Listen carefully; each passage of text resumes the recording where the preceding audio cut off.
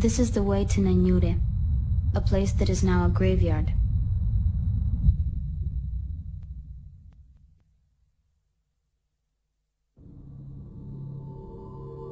Time goes by strangely, sluggishly in Nenyure. All things in Nenyure reflect its increasing decadence. In every corner you will see absence. Absence of friends, neighbors, of years that time forgot. Nenyure has become a dry, lifeless territory, drowned by infinite solitude.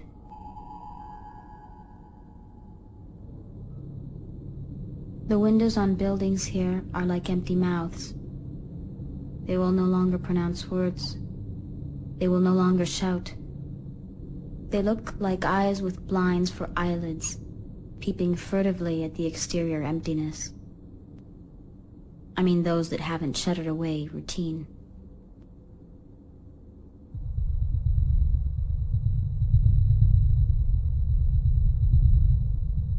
At times, I've wondered whether they dream.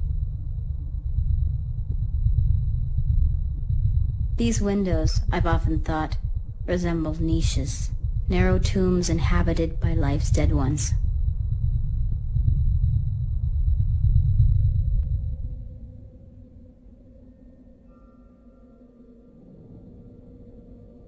The front row of buildings looks over the corpse of the mine, an immense mass grave upon which Nenyure's prosperity was built and then sacrificed.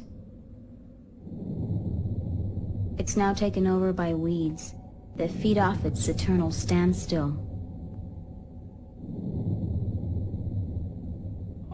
Buried and sealed tightly below the surface, among the sterile abandoned galleries where its inhabitants once labored, lie the past, present, and future of Nenyure.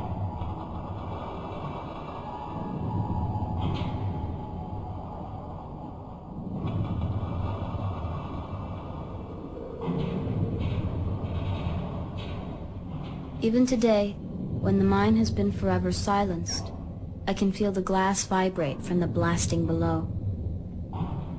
And sometimes I get that feeling miners speak of often, the sensation that today will be the last.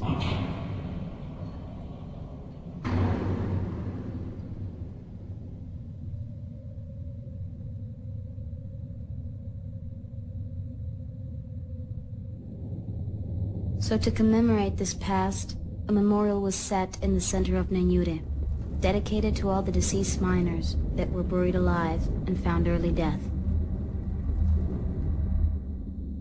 Behind it, built over the remains of the old lumber yard, where miners found refuge from the charging police during strikes, stands a modern university campus. This gigantic pantheon is made of concrete, iron, glass, and cement. Its appearance blends easily with the surrounding funerary elements of Nenyure.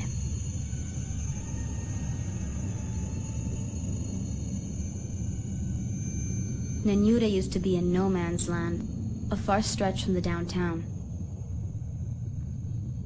Now it seems as if Nenyure had extended, grown, but it's actually the city that is separated, moving closer to Nenyure as if drawn by the disease of its failure.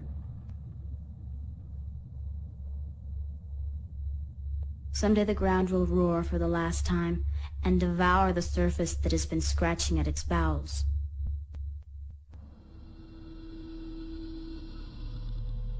Sunny days are vertical, smothered by the quietude of the air. The taller buildings proudly scrape into the sky. They convey a mixture of majesty, terror, and vertigo, something comparable to the contemplation of mysterious ruins that could not have been created by human hands. Nevertheless, gray days are more frequent. They pass over Nenyure, giving it the flat, dense look of a charged atmosphere.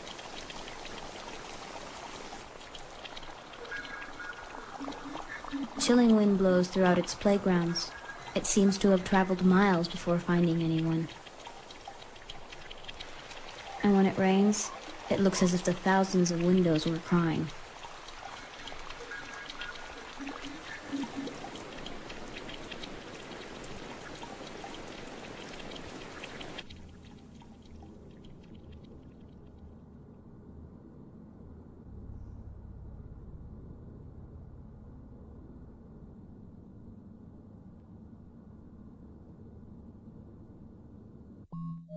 Upon entering Nenyure, there was once a vacant lot.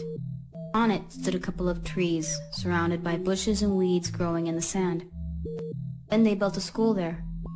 Once, the schoolyard was full of children, but now there is only a handful of them, and the streets have turned gloomier.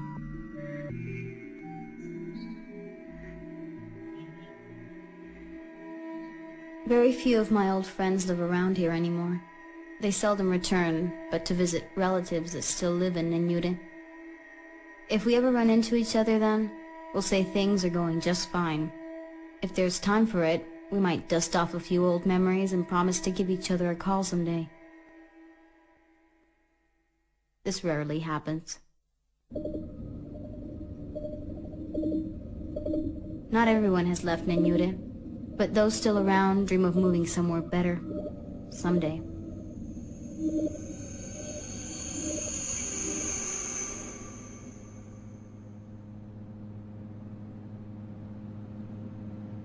Night falls over Nenyure like a bad dream, and old ghosts come to life among the shadows for a few hours. It's then that the emptiness is more present than ever, and all my fears take shape.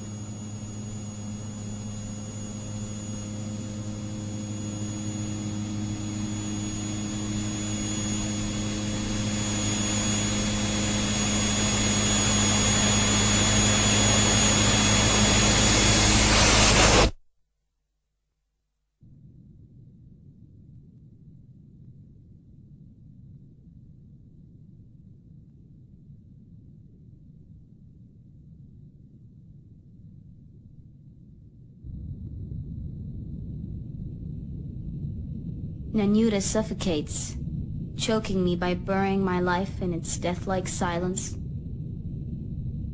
I look at the street and I can't see myself there anymore. I must leave before I find that I am stuck here forever.